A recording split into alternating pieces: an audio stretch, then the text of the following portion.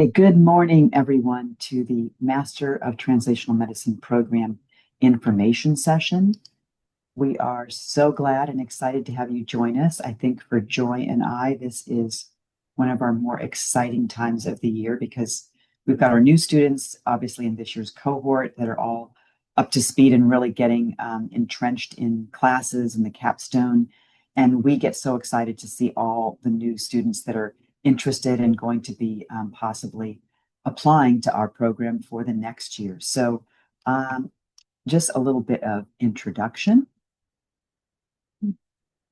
I am Verna Rodriguez. I'm Executive Director of the MTM program here at Berkeley and also at UCSF. And this is the starting of my fourth year running the program. We've made several changes and updates, but I basically come from industry and have been teaching and then running this program for the last 4 years. And before that, I was at Santa Clara teaching there for 3 going on 4 years. But then before that, I was in industry in large and small companies. So I bring a lot of industry background to the program. And I was in industry, like I said, for many years in various levels of engineering and various roles to R&D, manufacturing, and quality engineering. And I'm also a Berkeley grad. Go Bears. So Joy? And good morning, everyone. My name is Joy On. I'm the Associate Director. So Verna has all the industry experience, and I come to you with all the UC experience. I've been advising students in different capacities at multiple UCs for the last 16 or so years. So that's a bit about my background. And I really love this program. Also been with MTM for 4 years. Verna and I started together pretty much. And also with us, we have some ambassadors, students in this year's program. And so I will each let them introduce themselves briefly for a minute. All right, let's start on top. Yeah. Yeah, hi, hello, my name is Laia. Wait, I put my camera on. Yeah, I'm sorry, I'm in a Starbucks because I'm doing a hackathon in SF today. So my name is Laia. I came from Spain. I did my degree in biomedical engineering there, and after I did a master's in data science. And I came from more like a research background, so I wanted to do like the MTM program so I could like got a bit more experience of how the industry works, or maybe explore different parts, such as, for example, like founding my own startup. So I am very excited to be here to talk to you all, and I hope you're applied for this program this year. How about Liam? Hey everyone, I'm Liam. Can you guys hear me? Yes. Okay, sick. I am like in an airport, so if it sounds weird, that is why. But my background is biomedical engineering at the University of Michigan. Over there, I worked in an internship at Stryker, a medical device company, so I'm a bit used to the industry and all that. And I chose MTM because I wanted to, one, get a better idea of the overall new product development system, how you take an idea and then turn it to a product. And then two, I wanted to look at pivoting a little bit from engineering to other cross-disciplinary like fields that like interlie with engineering. And I wanted to come here just to explore those opportunities. How about Madhavi? Hi everyone, I'm super excited to see everyone on the call. So I graduated from UCLA with a degree in human biology and society. And the reason that I chose to come to MTM was because I thought it was such a great program that would allow me to build a lens that will bring innovation to healthcare. I'm interested in becoming a physician eventually, and I just thought that this would equip me with really tangible skills that would allow me to bring something new. Great. And Lucia. Hi everyone, so excited to see you all here. My name is Lucia. I come from Costa Rica. I'm another international student here. And back in Costa Rica, I earned my degree in microbiology and clinical chemistry. And I worked at Boston Scientific and Bayer, kind of got a little bit of experience there, and decided that I wanted to learn more about how ideas come to life and help companies basically just understand the whole process and see where I could fit and help them out. I'm still paving my way and I'm still trying to figure out exactly which is the route for me, but MTM is definitely helping me figure that out. So I'm very excited to see y'all here. Great. Thank you, everyone, for giving your story. So I'm going to start out here with saying, why translational medicine? This is one of the questions that I think I'm hoping that I can answer for you. And what I'd like to do is start off with a little bit of a story about an MTM project and how it basically went through the translational medicine process. So why translational medicine? Well, this project that you see here was started by a company that at the time was a startup company. It was called Gauss Surgical. And this class here that you see on the left-hand side was the very first MTM class. And it was the 2010, 2011. These are just a few of the students because it was a class size of, I think, about a dozen students. And two of the students that were on this capstone project are here in this picture. One is in the top left, Satish is his name, and then ML Abdullah is in the right of the picture. And they were working on a product that was a capstone project that was proposed by Dr. David Rempel. He is an MD, PhD. He's an emeritus right now, but he had appointments at both UCSF and UC Berkeley. So kind of a perfect, wonderful capstone project. Really is basically kind of a great example of the two campuses and the kind of partnership that you can have. So the MTM team of 3 students worked on this, and you can see them back here in 2000. This picture was either 2011 or 12, when they basically decided they were going to take this product and get funding in 2012. So Siddharth Satish is the one that you see here on the computer. He was CTO then in 2012 of this startup Gauss, and he raised $1 million in venture funding. And then they hired full-time staff, and they recruited a veteran entrepreneur as CEO. So the MTM team completed prototyping, they completed proof of concept work before they graduated in 2011, and then they decided to take their work all the way to this company, Gauss Surgical. So with Abdullah off to medical school at UCLA and their other team member, Zhao, off to graduate school at Georgia Tech, it was Satish then that suddenly was in charge of starting up the company. So this company then was acquired by Stryker. And the blood loss is still the blood loss product, which is called Triton, is still at Stryker, and it is being innovated and improved further. And it's one of the major products that is very, very helpful in making sure to help maternal blood loss not be a factor in terms of patient health. And it really shows how much things take to get things all the way through to be a product, because this was a fairly recent acquisition. But then also what you can see in translational medicine is how the students progressed from students doing prototyping with a bachelor's degree. Some of them went into med school. Satish is now the VP of AI at Stryker due to this acquisition in Gauss. And Zhao, also, who is part of the team, also works as one of their technical leads at Stryker.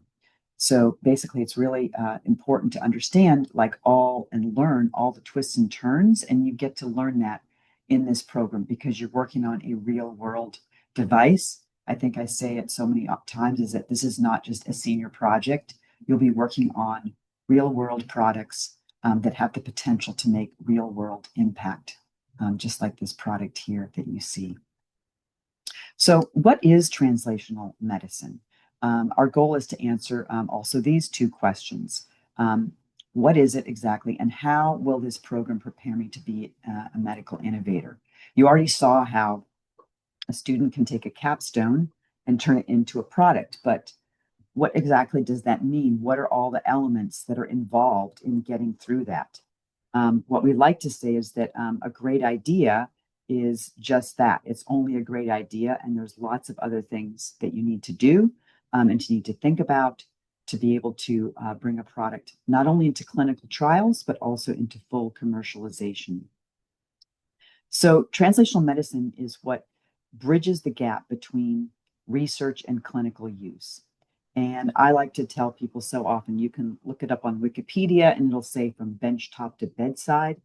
But I describe our program even a little bit more specifically as even beyond that. It really is the three, not just B2B, but also the, and more importantly, the three C's, from concept to commercial, to clinical trials and to full commercial use. Because just getting into bedside in, say, one clinical trial in a hospital is not enough. If you really want a product that's going to make an impact in many, many patients' lives, it needs to be something that's sold, commercial, and is going to be in lots of hospitals or clinics or home use. So basically, how something goes from concept to clinic is what we teach you. It's really a process into itself, and it's very complex.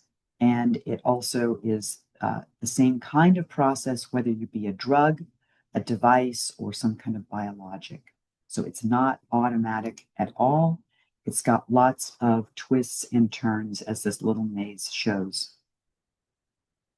So the first thing I wanted to talk about here is, other than the science, business decisions are very important. They're very important to understand from early on, because you might have a great idea, but what is the market for the technology that you're working on? Is it really something that people are going to purchase based on the clinical value that you provide? So you need to understand and know how you're going to pay for your idea and understand the flow of money through the system. So even if your goal is to be a very inexpensive, say like a global health type project for underserved communities, someone has to pay for that. Okay, whether it's the patient themselves, whether it's CMS in the US here, insurance companies or foundations, even nonprofits. Basically, the whole concept of if you build it, they will come is not the way things work in the medical device and medical drug development. The other area that you need to think about is the healthcare system. Healthcare systems are very different across the country and around the world. And you need to understand, are you selling something that is going to be a home use, a clinical use, operating room use?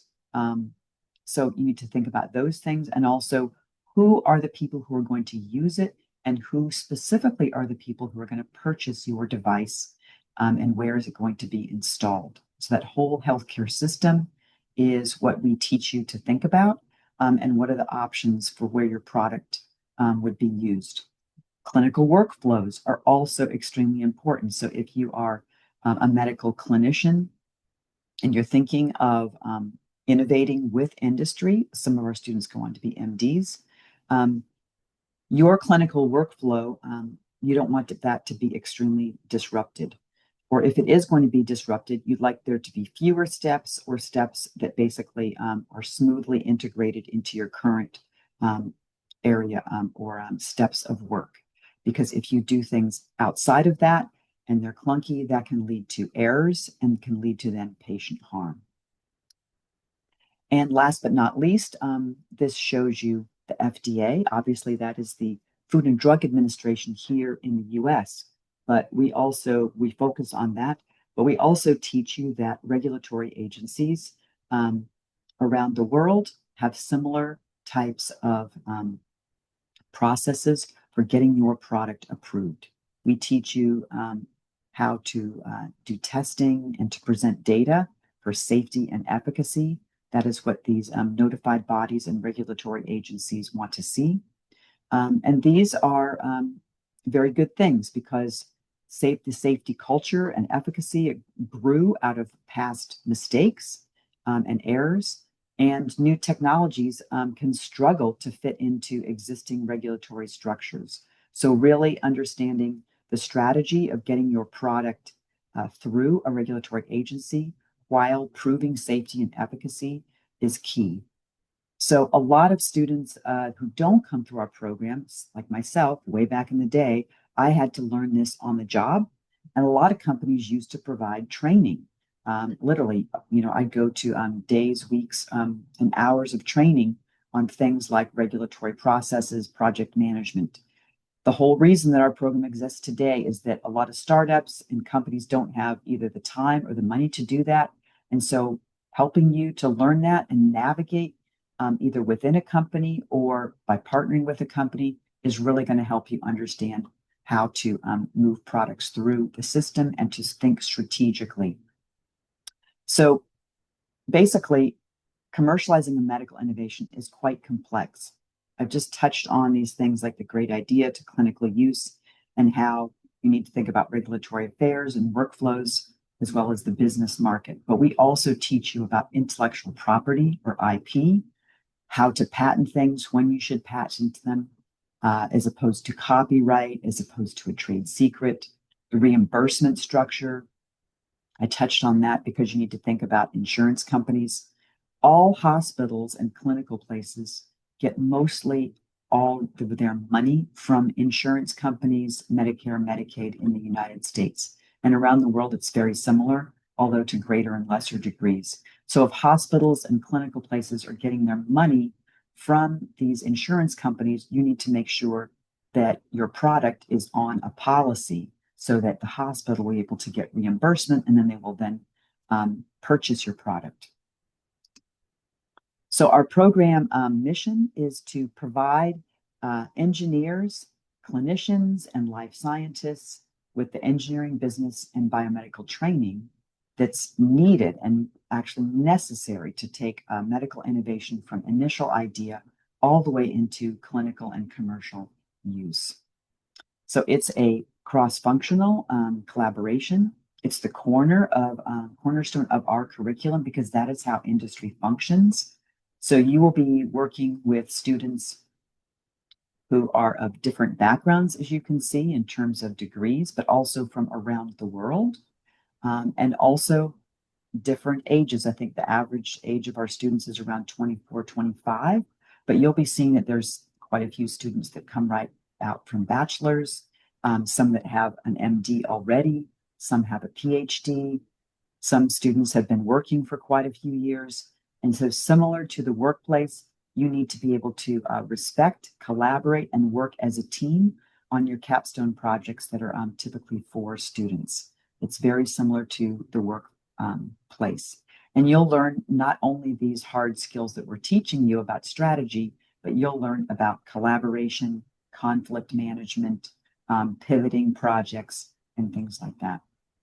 We know that it takes diverse teams to be successful, and that's what we want to teach you how to do and work in that kind of environment.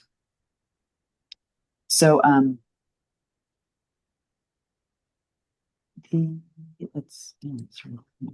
okay, so our students come from many different backgrounds, and this is a showing of bar chart that shows the yellow in terms of the engineers. You can see they're mostly bioengineering and biomedical engineering in the dark gold colored bars at the bottom. But we also look for other engineering majors, mechanical, computer science, chemical engineering. And then the other half, approximately, plus or minus, are made up of students that have life science background. And those you see in the green. So biology, biochemistry, neuroscience, also some other sciences like math and physics, and then our NDs, RNs, and PharmDs that are in the blue there. So our class size is growing.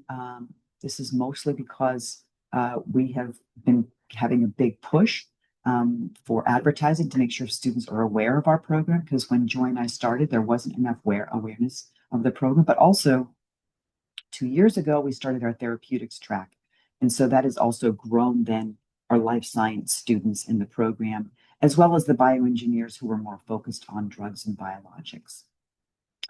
So obviously the profile has changed over time based on the changes in the program, but we're really excited about where we are right now, and we think that we will also continue to grow in size.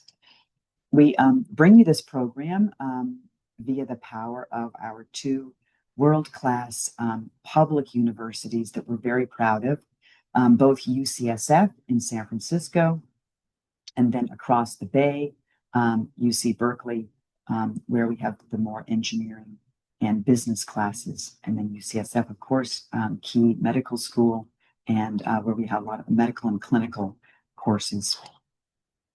So I'm going to transition then to Joy.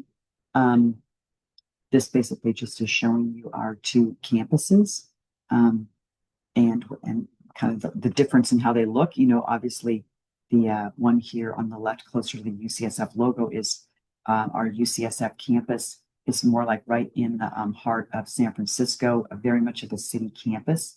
Berkeley, a little bit more also in the city, but really has a campus that is a little bit more with you know, some trees and things like that. So a different feel. And it's also, of course, an undergraduate campus. So I'm going to turn over to Joy so she can tell you what the program will bring you. All right, so let's look at what the year will look like. So it is a 10-month program. We start in early August and we end in early June. So it is very fast paced. So as we work our way from left to right, I'll show you some of the big milestones. First off is our leadership boot camp. Before the start of the fall semester and the spring semester at UC Berkeley, you will be enrolled in a 2-week intensive boot camp. And during that time, you'll be enrolled in 2 different leadership courses for those 10 days. So it's a little bit of a mini MBA during those 2 intensive weeks. And then after your boot camp is complete, we start off on the Berkeley campus, the semester system. And UCSF does not start until early October. I think we started last week. So UCSF starts a little bit later. So you can tell we're on the semester system and the quarter system, depending on the courses that you are enrolled in. The Capstone selection process starts in mid-August, learning about all the different projects that will be available to you that year. And then you officially start your project in early September, and that project runs through mid-June, so early mid-June.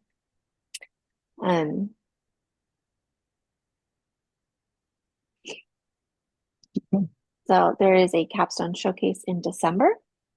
And then we have winter break. We start up again a 2-week leadership bootcamp. The spring semester starts at Berkeley and the winter quarter starts at UCSF. And you'll see here that in May, you see that little graduation cap. We actually have commencement in mid-May, but you're not done yet. So even though you've gone through the ceremony, we are not done yet. In early June, we have our final Capstone Symposium where you will be presenting your projects. And then after that, you turn in your final projects and you're done shortly after by mid-June. So we end on the UCSF quarter system. So if we look into the core classes that you'll be taking, these are how things kind of line up. So the program itself is 24 required semester units broken down into different categories. You will be taking your science and engineering classes. Most of those will be on the Berkeley campus. Your clinical needs and strategy units, most of those will be at UCSF. And then your business, entrepreneurship, and technology, those will also mostly be at UC Berkeley. What brings everything together is the Capstone project that you see in the middle. And that Capstone course is at UCSF. So if we break down into what are the core required classes, broken down into each of these areas, you can see those here. What is very unique about our program that you see in the middle is the Capstone course and the project management courses that we teach can be flexed to be used into different categories. So we'll go into that a little bit further detail, but just so this is just the core classes and how they are like categorized at each campus and for the degree program itself. Great. So yeah, go ahead, Verna. I was going to say there's also electives that you can take. And just important to note, because I know a lot of students ask about these things like, well, I really want to do more business, or I want to do more science classes, or I want to do public policy. So our students take electives in all of those areas: public health, a subset of Haas MBA courses, data science, computer science. And we just created this year a really comprehensive list of all the possible electives that students might be interested in. So even very specific things, data science, machine learning, AI classes, robotics. So those are across both campuses and different, depending on the specific area that you're looking for. Okay, so let's get into a little bit about the different tracks that we have. So we now have a medical device track, and then we have what we call the therapeutics track, which we describe as the track that is for folks that are wanting to work in biologics and pharmaceuticals. So for our medical device track, you've got medical device capstone project options that you get to vote on. And the medical device modules are incorporated within the capstone course, which is BioE 296 at UCSF. And so specifically, you'll get medical device training for on regulatory affairs, intellectual property, devices, market, and prototyping. So those are modules that are specific to a medical device product. We also teach design control, which is incorporated into the bioeng 290 class, which is taught in the spring by an industry expert. We also have highly recommended electives. So bioeng 252 is an example of a highly recommended course for folks interested in medical devices. And then, of course, lots of other electives, like I just mentioned. In terms of therapeutics, of course, we have therapeutics, both biologics and pharmaceutical capstone project options for students to work on. And for those modules in the winter, similar to how we have lectures and modules for devices, in the winter, at the same time, the same teaching time, we break you out for regulatory affairs, specifically around drugs and biologics, intellectual property, and specifically the process of hits to leads discovery. In terms of the course, bioeng 290, like I mentioned, that's taught at Berkeley, we also incorporate quality by design. So the course actually title is Quality by Design Control, because design control is the process that devices use, and quality by design is the framework that pharmaceutical and biologics companies and products use. We also have highly recommended electives, such as bioeng 224, which is on drug delivery, and also ChemEng, which is more on the manufacturing side for advanced bioprocess engineering, and of course, lots of other electives. I think one of the things that students have asked quite a bit the last couple of years is how rigid are these tracks? they are not that rigid. I mean, most of you are going to be taking classes all together. The only time it gets somewhat rigid is when we have these specific modules. And we also have some flexibility. If you're on a product, for instance, a Capstone project that is a combination product, it could be a device with a drug associated with it, like a stent, for instance, that's got it's a drug-eluting stent, or DES is how it's called, for eluting a drug into the bloodstream, for opening up blocked vessels, and you have a physical stent. It's called a combination product. So you might then divide your team up such that your team of 4, 2 of you will sit in on the regulatory affairs lectures for therapeutics, and 2 of you will sit on the one for devices. So there's quite a bit of flexibility, so that you can learn some of both if you really want to. Like I mentioned before, the Capstone projects are real-world projects. They are largely from UCSF clinicians, as you'll see in my next slide, but they also come from UC Berkeley researchers, or a lot of them have been tag team, similar to the project that I gave as an example at the beginning of this presentation. Startups that are in industry, and they also bring a broad range of challenges, from early stage companies to projects that are a next generation product for trying out ideas in clinical trials and animal studies. So in terms of the project selection, what I do is I solicit for projects from the greater community that I just mentioned to you. And we get typically 20 to 30 different projects that are solicited to us that we have vetted through and said, all right, these are truly an appropriate Capstone project. They actually are a medical product.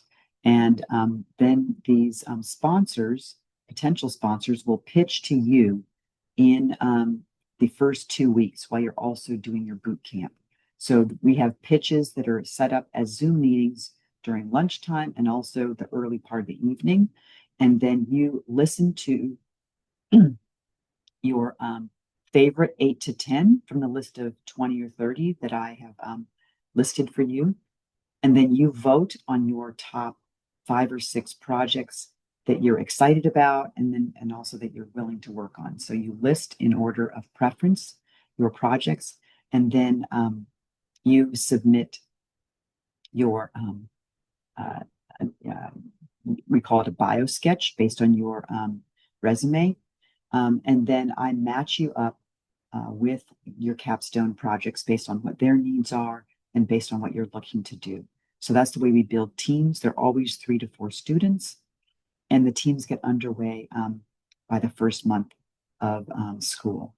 So let's look at then our Capstone project sponsors. So you get a sense of what they look like for this year.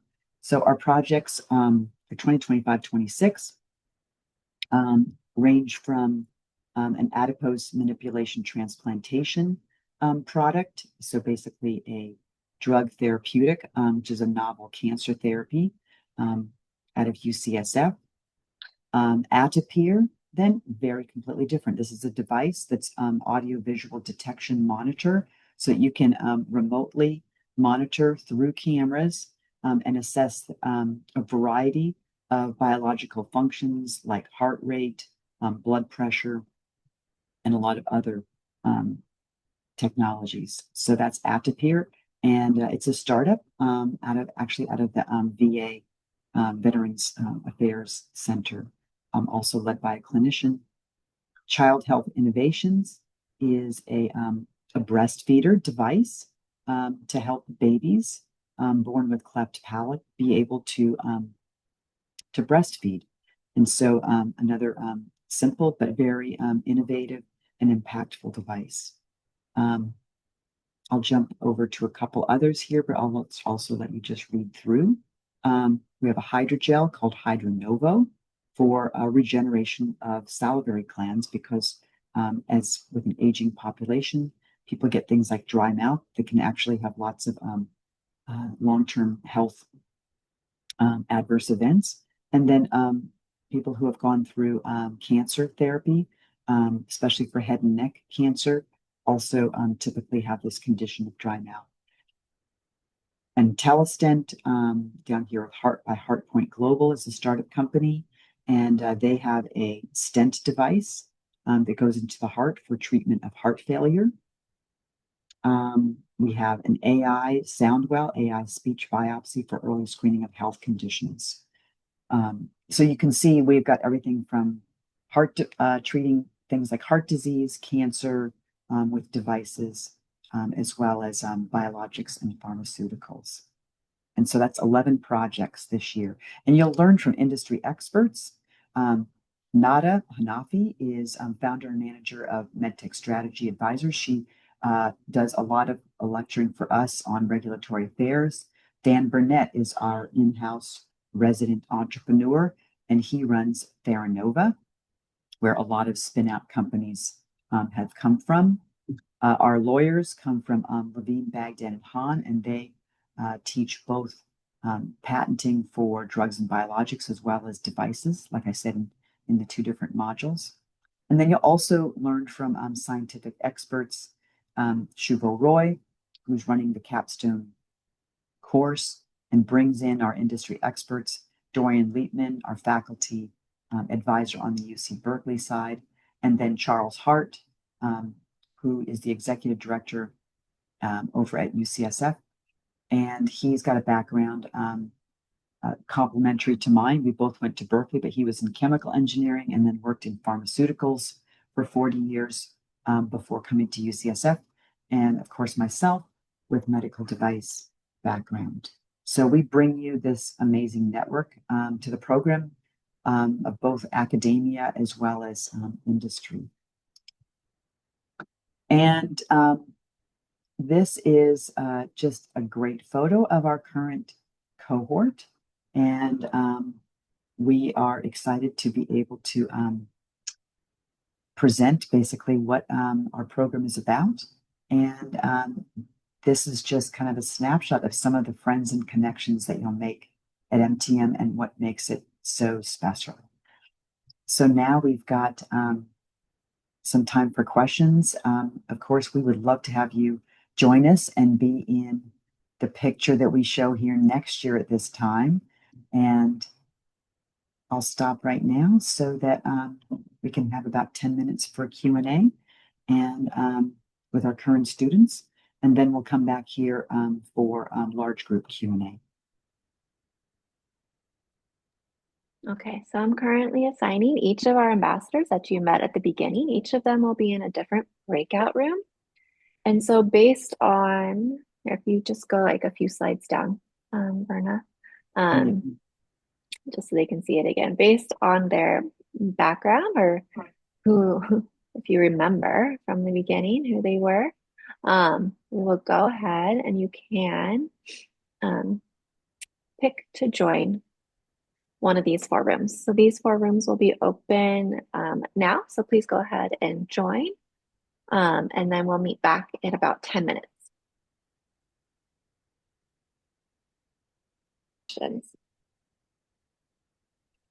All right. So I hope you enjoyed talking to your ambassadors. And it seemed like there's good conversations happening because no one joined back into our room right away. But just to let you know, things that are coming up. So we still have more information sessions coming up. This was the general information session. We have information sessions coming up on different career pathways that MTM can take you. And at each of those career pathway webinars coming up, when we have 5 different alumni for each one. So if you're interested in learning more about different career pathways that you're considering, please join us then. We also, in December, if you're considering applying for this cycle, we have the putting together a competitive application information session. So please join us for that. If you want to continue talking to the ambassadors that you spoke to today, on our website, you can go ahead and sign up for one-on-one office hours with them. So this is your chance to set up your own personal time. You can set up like 30-minute meetings with them. You can talk to as many of them as you want to get their student perspectives. So I also just put the link in the chat. You can start those now and they'll be open through January. And just the one last shout out before we open it up to Q&A is that if you're planning to apply this next cycle, start your application today, because the letters of recommendation take some time to request and think about. Application deadline is January 7th at 8:59 Pacific Standard Time. And at any time, if you have questions, please feel free to email us at mtm@berkeley.edu. You can also set up separate times to talk with Werner or I as well through that email address. So we wanted to thank you all for joining, and we'll go ahead and open it up now to the larger Q&A for everyone that's currently here. So you can either use the raise your hand function in Zoom or just type your question in the chat box. Up to you.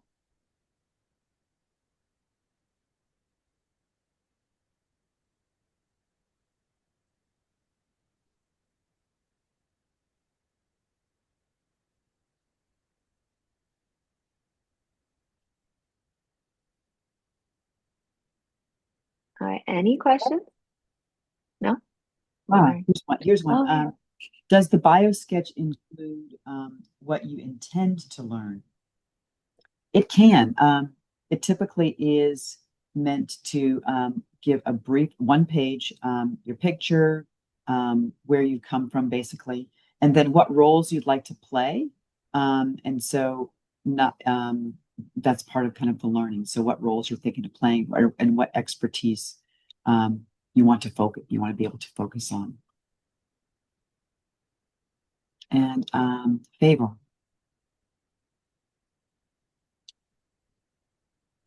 So yeah, can you hear me?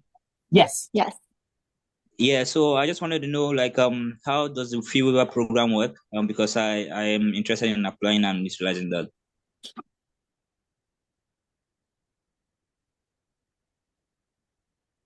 I'm sorry, I don't think I understood your question.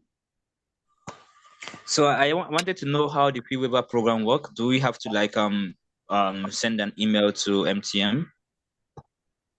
Oh, how does the application work? So you apply, No, is that your question? Fee waiver. Oh, fee waiver. Oh, the Sorry. fee waiver. Sorry. Fee waiver.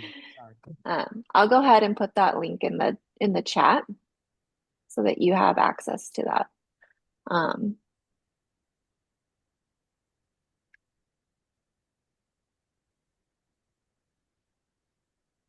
Most of the fee waivers are for US citizens or permanent residents, but I will go ahead and make sure that everyone has that. Yeah, the other program that has fee waiver is the MasterCard Foundation. So students that are applying specifically get the MasterCard Foundation scholarship. Ariana. So I have kind of more of like a technical question about the application. Does it go through one of the two schools, or is it like a completely separate thing? Joy's probably good on that one. Let her So answer. basically when you apply, you start the application process through UC Berkeley. So that is when you apply before January 6th, everything will be through UC Berkeley. Okay. Once we have all the applications, our admissions committee team will review them. So the admissions committee team is faculty on the Berkeley and UCSF campus. So everyone will start to review. And if you make it past the first round, those individuals will be sent more information to fill out everything, the application on the UCSF portal. A lot of that is more demographic data, but it's not like you don't have to write any more letters or submit anything else. It's more demographics and making sure everything is in the UCSF side as well. Okay. Okay. And then, The only reason, oh, sorry, go ahead, because I just, no, go ahead, go ahead. okay. So Helen had a question, but if you had did you have a follow-up on the same topic? Yes, so the only reason I'm asking is because I know you can only apply to one program for each of the schools. So Correct. like would that apply to like for both of the schools, that's the only program you can apply to, or I would actually just apply to Berkeley. I don't think there's a way of them capturing that for UCSF as well. Yeah. I see. Okay. Yeah. Yeah. So like if you decided, oh, I want to go for MTM, but if I get into med school at UCSF, you could apply at UCSF. And they wouldn't see it as a dual, but some programs would. Like you can't apply to two programs at Berkeley. Right. Okay. And you can't apply to the PhD that's also dual campus, the PhD in bioengineering. You can't apply to that and MTM. I see. Okay. Okay, that makes sense. Perfect. Thank you so much. All right, yes. And I'll answer Helen, and then we've got Mario. So Helen, is age a consideration? Namely, is it a good program for someone in the middle of their career that wants to change career path? Absolutely. We have students that range from 20, so really young, to in their 50s. This is often, I would say, gosh, at least a third or half of students are looking to do a pivot. They're either wanting to do a pivot early on, maybe they're not in the middle of their career, but they're like, they've done some years. What we hear a lot is, well, I've done a lot of engineering or I've done a lot of benchtop science, wet lab, whatever, and I don't want to do a lab work anymore, or I want to be able to contribute that way, but I really want to do project management, or I want to go into business development and be more focused on some other area, or regulatory affairs, or all the other areas that we'll get into in our future ones. So we do not consider age. We look at, are you a good fit for the program?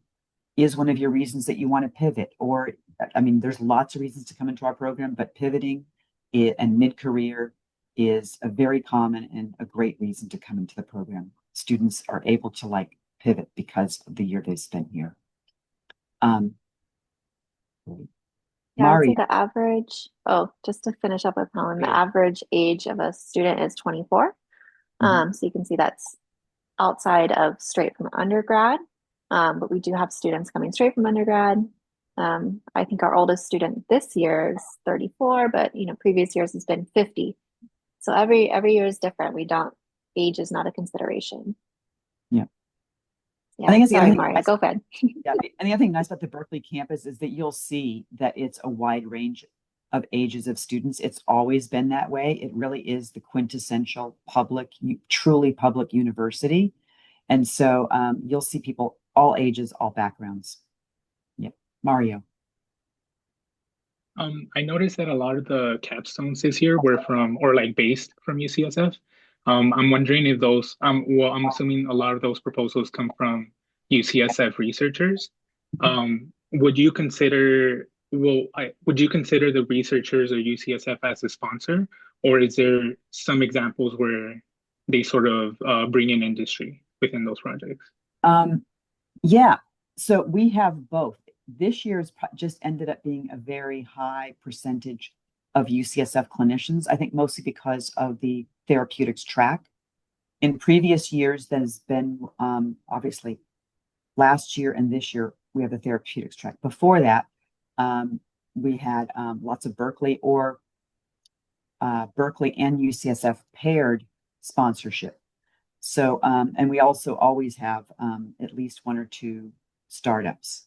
So it really depends on what the students that come in, what they vote on, because I had tons of startups that were pitching, but the students vote on the projects that they want to work on. So that's how it turns out. Did that answer your question, Mario? Or you? Okay. Yes, it did. I had a follow-up. Like, what is the composition of those UCSF based ones? Is it like wet lab, or is it like a mix of clinical research? Oh, so yes, I think this is important. So if you go into a straight master's of science or a PhD, you're going to be spending many hours, 20+ hours a week, right, in wet lab or prototyping or engineering lab. our program, you're only going to be spending maybe more like 4 or 5 hours in a lab if you want to do lab work. You'll be on a capstone of 3, but usually 4 team members. And I always match it up so that at least 1 to 3 students, typically it's about 2, want to do some hands-on work. But there's a lot of students who are like, I don't want to do that. Like they want to be involved and understand it, but they really want to focus on regulatory affairs or business strategy or market analysis or intellectual property, right? Any of the other areas. So students will, on their capstone project, will focus on the areas where they feel it's going to be best for them, for their resume, to be able to do that pivot or to be able to enhance their application to med school. Some students really look for a UCSF clinician because they want to be able to perhaps get their name on a grant or a paper. We can't guarantee that, but basically I try to bring in, and I pretty easily do, bring in enough capstones that you'll find a mix and you'll find at least 2, usually 3 that you're really excited to work on that will be a fit for you. Thank you. Yeah. Yeah. What I would say is what's really amazing here is that in the Bay Area, we are so lucky to be not only 2 great universities, but we're in the medtech biotech hub of the world. I mean, I don't say that lightly because look it up anywhere. Economically, we're not, other campuses struggle to find good capstones. I get so many that come in that are all fantastic. And it's because we have so much of an entrepreneurial and innovation mindset in the Bay Area. It doesn't matter where you come from. People say, oh, you want to try this? Do you want to pitch with me? Do you want to be a co-founder? And our clinicians, and both at UCSF and our engineering and faculty at UC Berkeley, a large percent, at least 40%, are innovators who have started their own company. So it's very, very big part of our program. Okay, other questions from folks?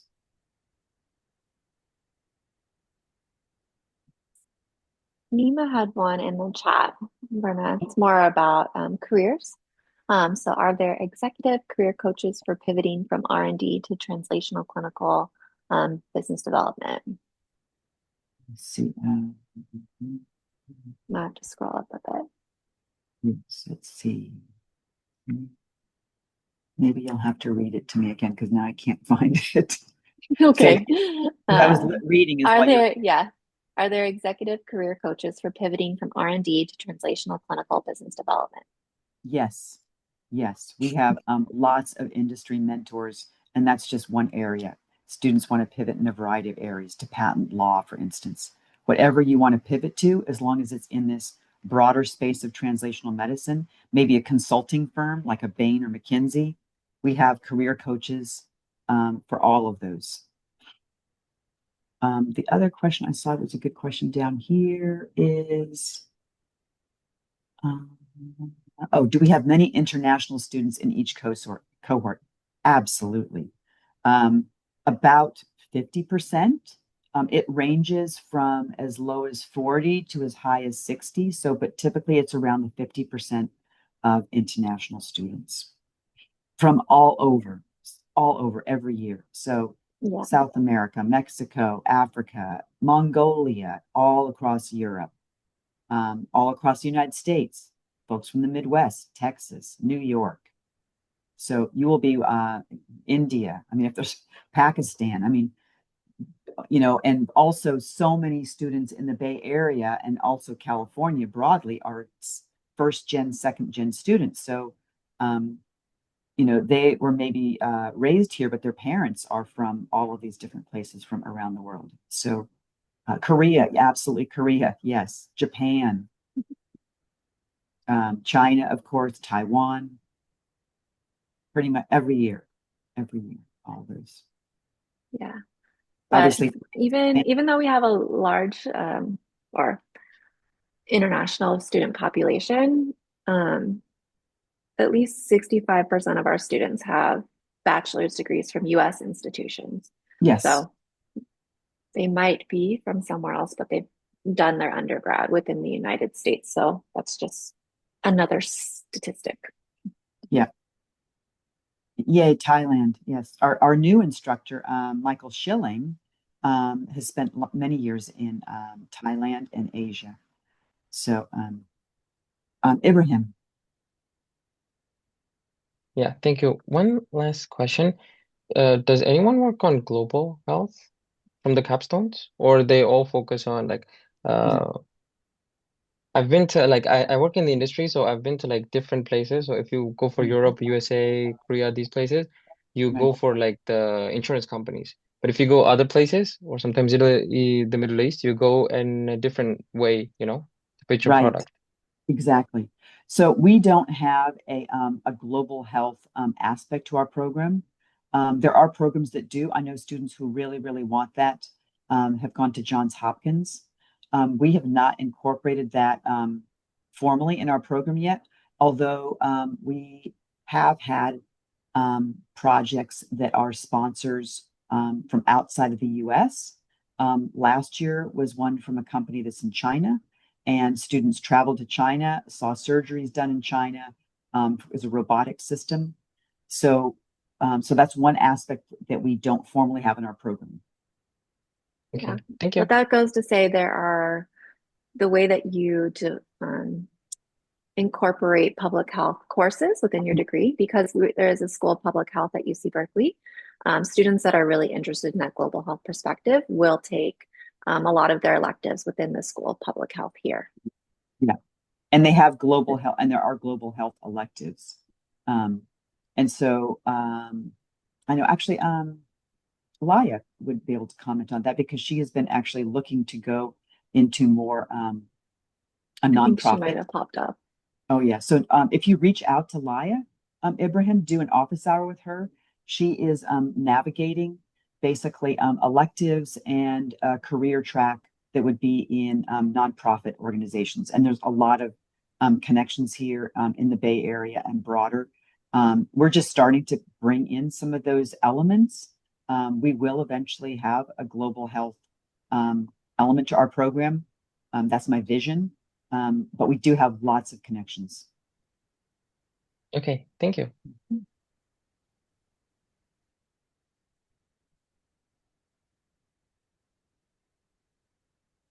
Let's see. Oh, Nima asks, with my postdoc in the US, but international degrees, do I still need to take the English exams like the TOEFL? Can you answer that, Joy? Yeah, so there are exemptions that could be made. In general, students that have bachelor's degrees from abroad that were not in English-speaking countries, you would need the TOEFL. But there are certain exemptions that we could petition for depending on an individual circumstance. So yeah, if you want to learn more just about you and what we could do, just reach out to Verna and I, we can go through it. But in general, you would need the English exam if your bachelor's degree is not from an English-speaking university or country. You know, the other thing I want to comment on, and it's probably really important to comment on it now so you can think about it. So for those of you that are international students, what's key is that our Berkeley International Office is up to date on all policies that are changing from the current US administration.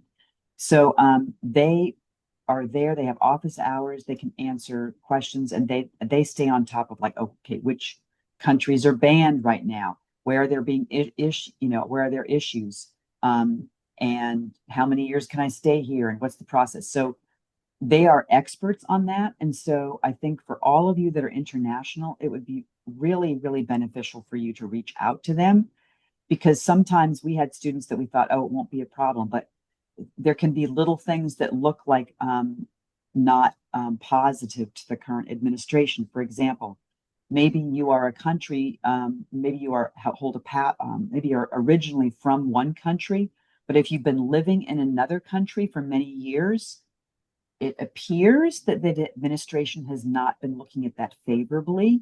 because they worry about like, oh, they're not going to come here and then go back to their own country. So if it looks like you're going to perhaps stay here, longer than is legal, or if they feel like there's any risk of that, then you may get denied. These are the kinds of things, though, that you want to think about, because if you can strategize about what is the best to make your application as well as the process of your international visa the most smooth, they are absolutely on top of this every day, every week. And so that can help you in terms of figuring out if this is the best program for you and if it's a good possibility for you to be able to come here.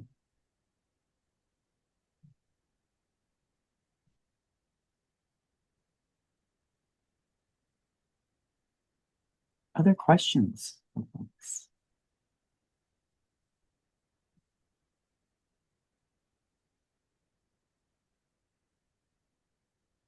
Okay. We'll go ahead and officially end because I know we're over time. Verna and I will still stay on in case you want to wait a minute or two while you formulate your last questions. But thank you all so much for joining. Please make sure to attend our other information sessions, especially on career pathways. And we look forward to seeing you soon. Oh, one question I'll answer, Helen, as you